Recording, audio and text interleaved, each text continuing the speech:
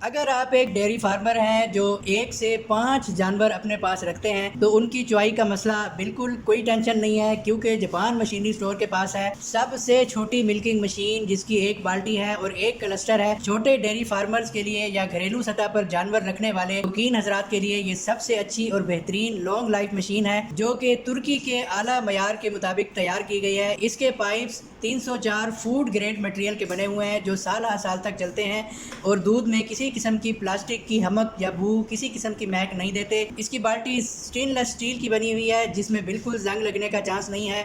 दोस्तों, इसमें लगा है पल्सेटर जो कि एक तरतीब के साथ सक्शन पैदा करता है, जो कि गाय के थनों को बारी बारी तरतीब के साथ चुवाई करता है और ये पल्सेटर तुर्की से बन के आते हैं।